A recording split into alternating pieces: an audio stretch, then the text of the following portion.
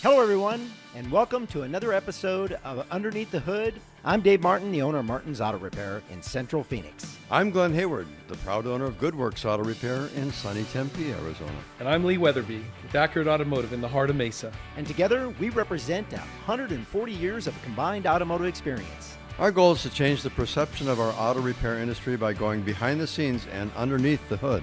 And we hope to share with you what it's like to own a small business and give you a perspective from an insider's point of view. So let's get started. Good morning out there in podcast land. Podcast land. Podcast Where is that located? I'm not sure. I think it's right here in Arizona. I think you get your GPS out and you find it on your own. Could take a while. Yeah. Wow. So how you doing, Glenn? How you doing? I hope it permeates all over. Yeah, We're doing great. You know, one of the things I love about this, more the merrier. More the merrier. Is the amount of fun we have in this podcast and even the seriousness of the things that we cover in here. But we have a great time doing it. We're all independent shop owners, and we have a lot of great input and experience to share with our podcast. We really do. Yeah, and absolutely. and to your point, the reason we have fun is because I think we've learned a long time ago that you guys, we've become allies, you know what I mean? And have been for years, Right, you know? Right. Yeah, the competition thing. Well, Yes. but people sometimes misperceive that, Yeah, you know what I mean? right, absolutely. And the reality of it is life is really, really good when you're serving others. And, you know, we serve each other and now we get to, you know, to extend that to, you know, our customers and clients and anybody else that's out there that really wants to receive good information. So, Well, and speaking grateful to of knowledge here, Glenn, I think you're going to share a day in history with us. Well, Professor. I've got more history than the two of you, so at least age-wise. You know, back in this day, on this date, February 17th of 1972, the Volkswagen Beetle, of course, everybody almost on the planet knows what one of those is, became the world's best-selling car with 15,700,034 cars. The last one leaving the assembly line at that point, eclipsing the record of the Ford Model T. Wow. Now, was Herbie the Love Bug? Yeah. Was that movie done back then? Was that so? That's what probably spurred a lot of that. Yeah. I don't know, but I'll tell you what.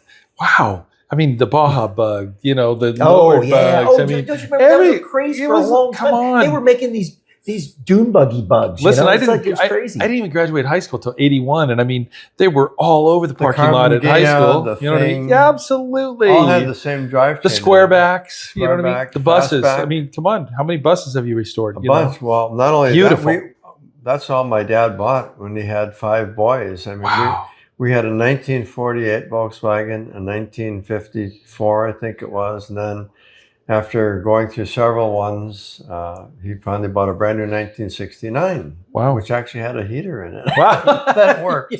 Yeah, it was the engine in the back. Yeah. Do you guys know when Herbie the Love Bug came out, the movie? No, I thought it was in the 60s, but no, it was probably 80. 68, 72. 68. Oh my That's Yeah, what I you was nailed thinking. it. Yeah, Wow. 68. Yeah, you nailed it.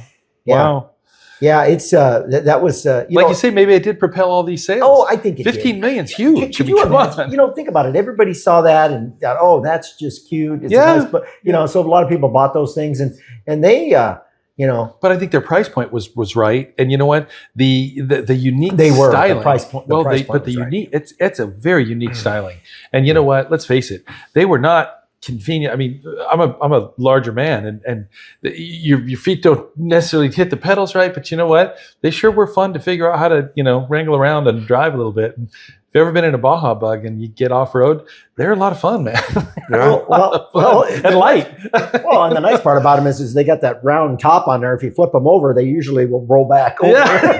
Yeah. End up on the top. Yeah. You know, Nothing to keep you hung upside well, and down. all the ones we worked on, they all leaked oil, and if they didn't leak oil, there was something wrong with it. Well, you could pull the motor with 4 bolts. Yeah, it's kinda nice. crazy. So- 4 bolts in about 15, 20 minutes, you get them on the ground. It's just crazy. Well, it was. And you have over here, you've got a quote of the day. I do, because it's going to be, I got to be honest with you, this was something that I loved because I absolutely believe that this is true, because we're going to be talking a little bit today about extended warranties. Now that's different than the manufacturer's warranties, but extended warranties that, service contracts that people buy and bring in, we see them every day. You know what I mean?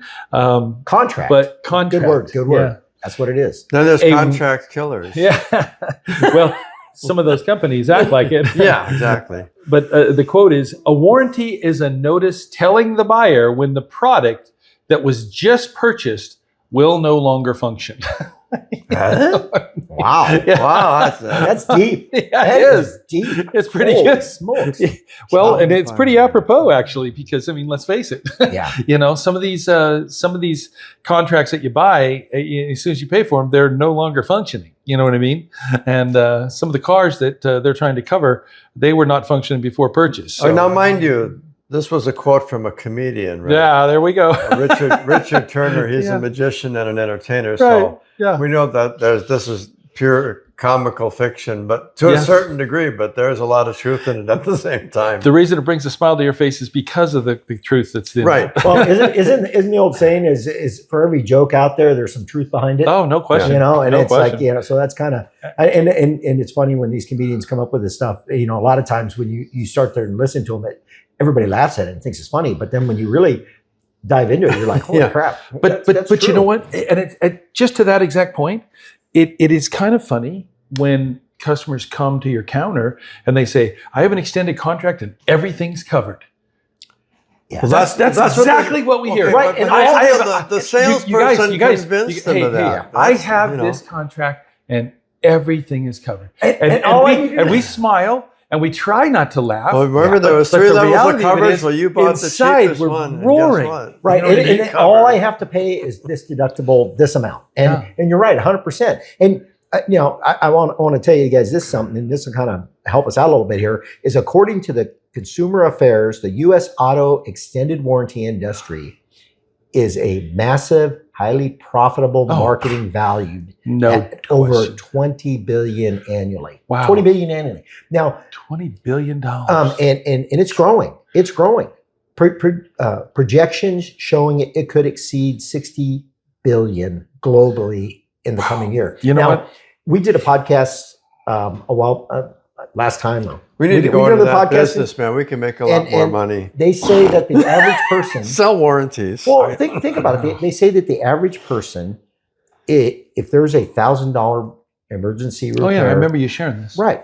They're going to have trouble paying for it. So what people are doing is they're getting insurance. Right. So they think that everything is covered. What, to your point, everything, when they come through the door, everything is covered. And they think that they're not going to have to pay for anything, or they just have to pay a small deductible. Right. And we all know that that's not how it usually works. It's never how it works. It's not always how it works. It's never how it works. Right. The problem that I really have is it's deceiving to think that, I mean, some of the words, some of the terminology, and I know that they don't know this terminology until they purchase it, and that is, oh, I have bumper to bumper coverage, and you're going, what? Not even such animal. Yeah, there isn't. Doesn't exist. Doesn't exist, and yet, well, even to my oil changes, they're covered. Now, some companies do cover that, but at the same There's a token, package or something. there is, Yeah, but right. but it all boils down to exactly what you just said. What did you actually purchase? Because they have such language that's written. I just want to dive into this longer real than quick. both of your arms and legs. Absolutely. Well, the thing of it is, that's the deal. most of us, well, I'm a reader, so I read pretty much everything. I do too. Most but- people don't. They just take for granted what you're telling me. It's kind of like, hey, everything the internet says. I think there was a commercial about this. Everything the internet says is true, right? I'm from French. Oui, right? Yeah. Well, the key to it is these contracts. Some have tremendous value. Let's face it. Some of these contracts have tremendous value, can do really great things for you, but those are few and far between. Thank you. That's what I was just going to throw in there. Few Yeah. and far between. Yeah. Once in a blue moon, The someone hits a home run with one. larger amount. I mean, 20 billion is huge. I thing of it is, wow. I think we'll probably get to it, I hope, at some point, how much of that they're actually keeping versus what they're paying out. Because a lot of the times, I don't know if they're making money. Absolutely. The point is they wouldn't be offering it if they weren't making money. Yeah. You bet. When I saw the Yeah. statistic, I said, that's the business I need to be in, selling warranties, because I can make billions of dollars in a matter of a few years. Well, and have you guys noticed, I've noticed in our business, I've noticed that the warranty companies are a lot tighter about covering things. Oh, you bet. It's harder to get things approved. Well, the thing of it is it's absolutely. I mean, the first questions, we just had to do one of these on Thursday, and I happen to be the one that had to call on it. And so I think the first question was: there any modifications to the vehicle? Is this used in a commercial setting, Uber, Lyft, anything like that? Is there any physical damage to the vehicle, such as accident, crash, or anything like that? And I'm thinking to myself, okay, those are valid questions to be asking, right? But at the same token, how does that, apply to this particular scenario? And I think what they're doing is they're looking for opportunities to use, and I've heard this term probably 4 or 5 times in working with these companies. It's called entrapment. It's called they say betterment. Yeah. You know what I mean? They're going to cover this, but not that. Well, and then also too, you didn't even really talk about what they're willing to pay us. They dictate how much they're going to pay for the part. They Right. dictate how much they're going to pay for the labor. And if our costs are, the way our business Can we is send you structured that part? Yeah, can we send that part? And then what happens is they want to send us a part, but they want us to warranty that part You bet. too. You So and then they these vehicles in the same survey thing. These vehicle service contracts often yield profit margins for providers and dealers exceeding 50 to 70%. Well, there's And you had a story on that, right, Glenn? Yes. Actually, a good longtime customer of ours bought a newer car, and they bought a warranty with it. Actually, they bought it when it was brand new. And it's a hybrid Ford, and they had an issue with one of the axles leaking. Okay, they have boots and there's grease inside of there and keeps the axles lubricated. So she had come in for a routine checkup on the thing, and we says, hey, your axle boot's starting to leak, and so you need to get that fixed. She says, oh, I have a warranty. I'll bring it back in a couple of weeks, right? And so we recorded, everything that we found on the vehicle, and we archived that stuff.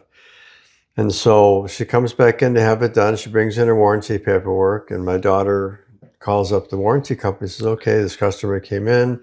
We told her she had an axle leak, and it has to be fixed, right? And so now the thing had progressed to a point where it was, starting to spew out the grease pretty much and everything like that. And in just a matter of a couple of weeks, it had gotten significantly worse. So we says, well, in all probability, it's better to replace the axle.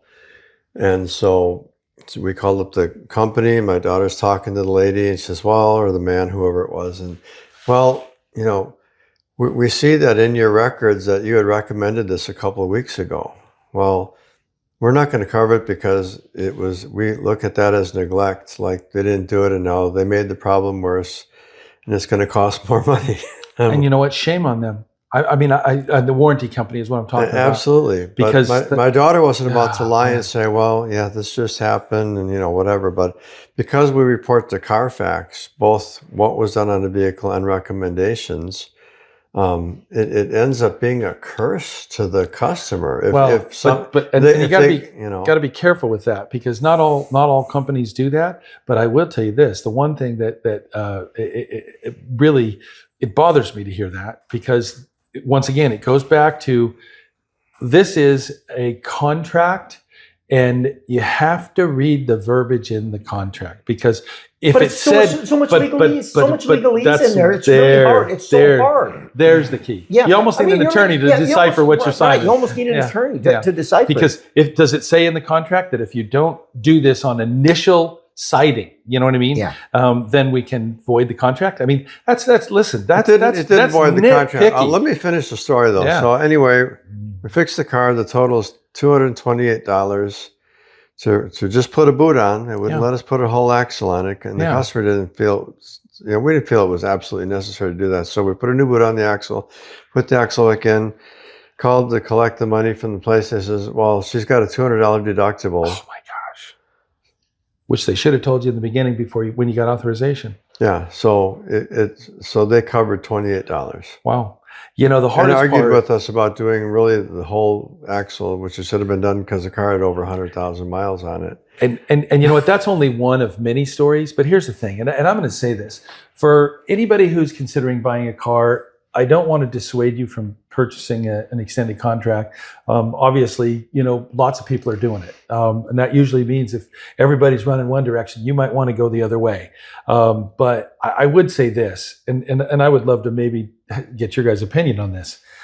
Guys, a customer could do this for themselves. They could be their own contract company. You know what I mean? By simply putting aside the money that, you know what I mean, they would be spending towards a contract because it's their car, you know what I mean, that they're trying to cover. And so the reality of it is these things are probably, who knows? I mean, contracts are expensive. The ones that I've seen, they range anywhere from a couple thousand. Let me help you out with that because in the same, according to the Consumer Affairs, the average warranty vehicle owner typically pays between $2,000 and $5,000 for an extended auto warranty. Now, to your point, I like what you said because you're 100% right. But let's throw something else into the equation here. Let's just say you went out and bought that car. You financed that car. Now, you put that extended warranty in the financing. Right. So you not only paid $2,000 to $5,000, you paid more because whatever the interest rate on top of that you're paying the interest on a warranty on top of that. And this is the thing that people don't really think about when they go to buy those things. Money's made in paper. Yeah, money's made paper. And so we're in a situation where we tell our clients the exact same thing you just said. Take that $2,000 to $5,000, dump it in an account, get 3% interest or whatever you can get at the time, and dump it into a money market account. Make some money on it. Make some money, and then what happens is whenever you need that repair, you have the money there, and you don't have to worry about whether they say they're going to approve it or not. Now, and another thing, this happened to one of my clients. He bought a particular vehicle. It's a couple of years old. Yeah. He bought the extended warranty. Yeah. And he had a problem, and it's a known problem with this particular vehicle. Well, the warranty company came out and looked at it, and they said, "Oh, he spilled Coke down in there," and which you couldn't really tell if it was Coke or what was in there, but it caused it to could have been heroin. Could have been bad. Could have been bad. But not even this. I'm not even going there, Glenn. But my point being is that this guy is very particular. Yeah. He doesn't let anybody eat or drink in his car. Right. He doesn't. Right. So if there was Coke, let's just say that there was spilled down in there. It happened before he bought the car. Right. So now you bought this extended warranty, and when you buy the extended warranty, they don't take the car apart and go, "Oh yeah, there was Coke in there." You know, they don't do any of that. No. So you don't know what the previous owner did, and now you bought that extended warranty, and now they're not going to cover it. And so how could they go after the fact and say, especially with a known issue? Yeah, it's a known issue. See, too. It's all over this particular vehicle. The real point is here: buyer beware. Yeah, buyer beware. Because look I was just staggered when you said this is a $20 billion. That's a billion dollar industry. Yeah. Which means everybody and their brother is buying into getting a contract. And like I said from the get-go, I don't think that it's necessarily a terrible idea, but I mean, you know, weigh it all out and make sure you do the research to find out, are you working with a quality company? Guys, it makes a difference. You know what I mean? Because and what do they cover and what they don't do they cover what they say? Yeah, right. Well, do they cover what they say? Because there's always, you know, it's so full so of hard. caveats. You know, if this, then that. Then we'll pay or we won't. And it's hard for us guys because we got to make that phone call. Right. We call the extended warranty company and we ask them. We tell them, "Hey, this is the problem. Are you going to cover it? Are you not going to cover it?" And they say, "No, we're not going to cover it." So then we have to pick up the phone and we have to call that client. Of course, but they know that. They know that. It's built in. And the other thing is, you guys, let's look at this. And the customer's angry at us because they don't think that we're in their corner fighting for them. Correct. We become their enemy. It's like, I'm not your enemy. The people I'm talking to on the phone are your enemy. This company is a charade. The problem is that what happens is, let's look at what the obstacles that we're trying to overcome. First off, they have massive marketing budgets and they're throwing paying things out there. big-time celebrities, They're paying millions of celebrities dollars. and Yeah. other people, to go ahead and tout their product and what a good product it is and how you Danica will be Patrick covered. And you know what I mean? It's questionable whether those, people even own those contracts themselves. Probably not, Well, because they Danica would Patrick self-finance. makes hundreds of millions of dollars. No. Well, and then- racing and whatever. But the she doesn't big need key to buy is, a warranty. but the you're big right. problem is They hire these it's people. misleading. It's misleading. Well, Okay. and another thing I got to say, so we talked about, okay, so you go out and buy a brand new car, let's just say. Yeah. Brand new car. It's covered under the manufacturer's warranty, right? Yeah. Bumper to bumper, right? Yeah. You don't need the contract right out of the gate. Right. And then what happens is they sell you that extended warranty right then and there. So for the first 36,000 miles or whatever that warranty is, on Null that and void. particular- it's null and void. You're not going to use it or whatever. Let's say you get in an accident and that car's total. Yeah. You Well, got to pay for the contract. You got to pay for the contract. Right. So there's so many things that we advise our customers, and we had talked about this before the show, and I want to bring your point home about putting the money aside Oh, and yeah. saving it. Yeah. Let's just say you have a 5-year Window. window. Yeah. You owe 5 years on the car, right? You bet. And let's say your payment's $500 a month, which the average is right around 7, I think now. But anyway, let's just for Round numbers. we're talking 500. When that car is paid off, I advise my clients to take that $500, Yep. put it aside in the bank account, because we all know as the vehicle gets a little older, there's going to be a little bit more maintenance, a little Repairs. bit, maybe some repairs are going to be done. Put that money into a little. Dave Ramsey always calls it an emergency fund, There we go. and I love that. I do because too. An emergency fund is really important for your vehicle, because your vehicle is what makes your day go a lot better. There's a cost of ownership with a vehicle. Yep. Yeah. So I wanted to further explain what you had brought up about saving some money. Well, it was real and easy. putting There some was- money part, Yeah. put some money aside. But I like your idea. Put it in a money market where Yeah. you draw a little interest. Yeah. A little bit of it grows a little bit, and when you go to use it, you just take a little bit and you grow it back again. See, I think what happens is people start to get a little bit nervous around what I'm going to call bigger numbers. $1,000 is a bigger number, okay? And to your point of what you'd said, people don't have that necessarily saved because they're spending. But here's the big key: it's discipline. It boils down to discipline. If you're paying $500 and you're no longer having to pay that $500, don't take that as a $500 raise. Go ahead and put that down into the account. Yeah. And this was the way that the study labeled it. If you'll take that money and continue making the payment, to yourself, all right? And then when you have an automotive repair over the next period of time, 3 to 5 years, whatever the case may be, you have the money to go ahead and make that repair and keep the car in tip-top shape. At the end of that 5-year period, you will not only have the money that you have in the bank, plus the entity or the asset that you own, your car, that you can go and trade in. And in most cases, depending on the product that you purchase, you're going to be able to pay cash for that vehicle. And what then do? You start making the payments back to the thing so that you can, now you're getting ahead of the game. How many people have you talked to and they say, well, I'm so upside down on my car and I had to trade out of this. Everybody. And a lot of it, a lot of it stemmed from a bad decision in the purchase. But not only that, like you were talking about, the way that the contract was written, you guys, these extended contracts, once again, they really do have some value if you get a good quality company. Right. But it's just much like picking an automotive repair shop to work with. If you pick a bad one, the experience is probably not going to turn out to be good. And if you pick a good one, you're going to have a better experience, than not. At the same token, you're going to be able to save money over time, by having insight as to what's going on. Well, and the insurance companies are in business to make money. You bet. Let's face it. So that's the goal. Right. And we are too. Don't get me wrong. Yeah, my point is though the thing of it is they want to have a profit at the end. I don't mean to be rude, but it's frustrating. I'm frustrated with what it is that we have to go through, because what do we sell? We sell time, right? How much time do we get to bill for spending the time on the phone after the decision that, somebody else has made to buy a contract that we know in a lot of cases is not going to give the satisfaction to the client. We have to be the ones to deliver that news.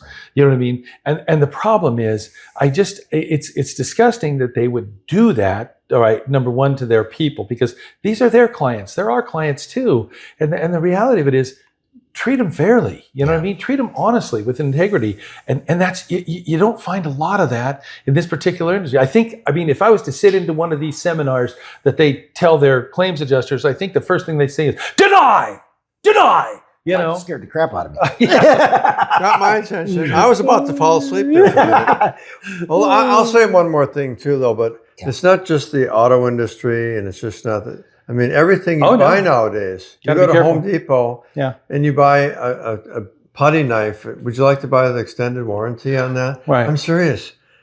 It's 50 cents. No, the last one I had lasted me for 12 years. I think I'm okay, you know. Yeah.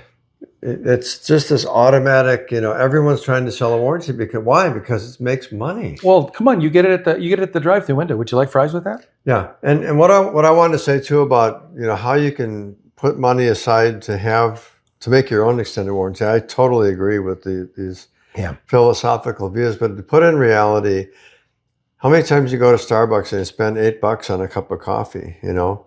I can honestly say never. Okay, but yeah, me neither. I'm for many people, for the yogis and the younger people, the college age kids, you know, they don't. My mom and dad have a saying, they don't have a pot to pee in, right? But they'll go and spend $8 on a cup of coffee, and they'll do it several times a day. And it's a social. Part of it's a social thing. Yeah. But then the reality hits when they come to get their car looked at, and now they got these bills. They're calling mommy and daddy to foot the bill. They're already paying for their college education. Now they've abused their vehicle or something happened. I'd say we got to be careful with that. I got to say something. Some people have more discipline than others. With that statistic, I'm not out saying there, everybody. I'm just saying there are a lot of people coming here. They're broke, but you look in the back of the car and there's 50 Starbucks cups that haven't been disposed of yet. Right, and that's fair. That's fair. There is people that do that, but I still believe that an insurance policy is based off of it's bought from fear and emotion. Mm-hmm. And when you think about it, when you got 58% of the drivers saying they could not afford an emergency repair costing over $1,000. Now, what does that tell you? That tells me that they're thinking, hey, I'm not going to be able to drive my car if I have $1,000 repair or over. Right. So they get into this and buy this, and sometimes, to your point, they don't read the legalese in the insurance paperwork. They read what the salesperson selling them the policy tells them it is. Right. And, it's bumper to bumper. You hear that all the time. It's bumper to bumper. Right. Well, we all know that bumper to bumper usually isn't bumper to bumper. It's a good car show here. There's provisions in there. Yeah, there's things in there that aren't covered that are provisions. You know, and we have to decipher all that stuff when we get those contracts. You bet. And then we have to call them, and they have to tell us whether or not they're going to approve it. And so basically, it's up to them whether or not it's going to be approved or not. Yeah, right? We become the problem is we become the go-between. Yeah. Well, we're the one who gets ripped by the customer. What do you mean they won't? And we're listening to all this hostile language from them. It's like, look, I'm not the company. I didn't deny the claim. I'm just telling you what they said. I'm the carrier of I'm the messenger of the message. I'm not the guy who's dictating what it's saying. So here's the thing I'm going to tell you. I'm going to equate that, because I really like what you just said there. I'm going to equate that to why we don't let people bring in their own parts. Don't kill the messenger. You know what I mean? Because the reality of it is, I bought this part and it was, this much money. Yeah. And that was the only research they did, is that it costed that much. Not the quality of the product, not who made it, not whether it's reliable or anything else.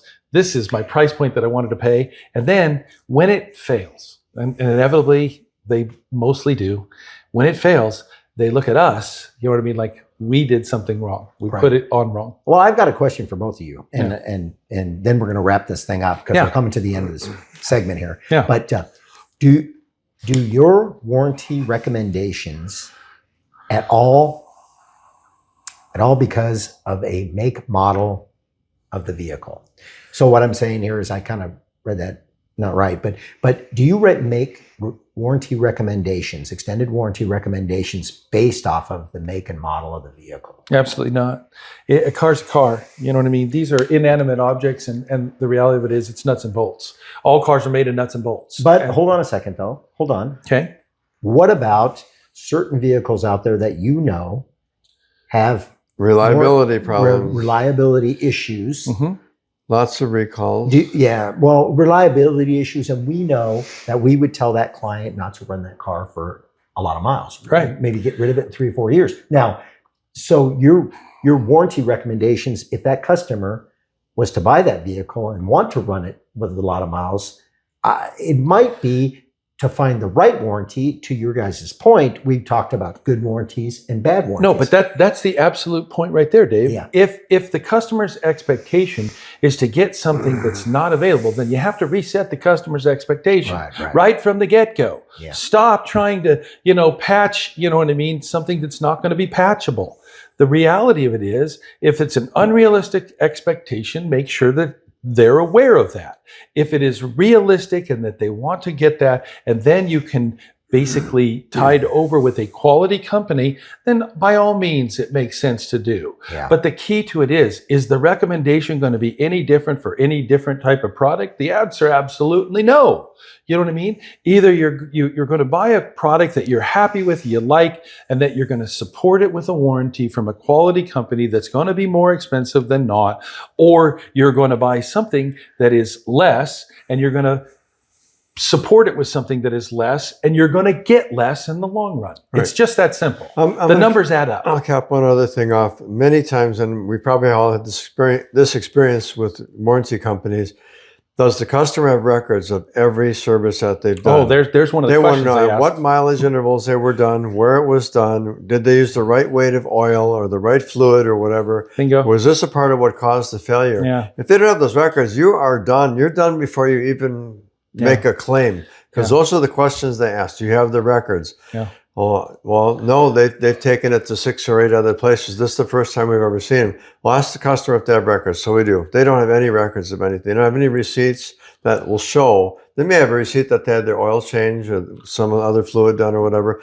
but it doesn't say what type of oil. It doesn't say what the quantity of the oil was. Was it the one that's recommended, the specification for the vehicle? Because if this thing had catastrophic oil failure, or it was never annotated that the car was burning oil and it was 2 quarts low when it came in, these people are not going to get a penny out of these. They've spent now thousands of dollars on a policy that is totally useless to them. So to your point, and we got to run this home, but to your point, that's what's so important about being loyal to your shop and going there on a consistent basis, because we can save you. Yep. We have all those records. You don't have to dig nothing up. Exactly. When the insurance company asks, was this done or was that done? We'll say unequivocally, yes, it was done. Exactly this was done.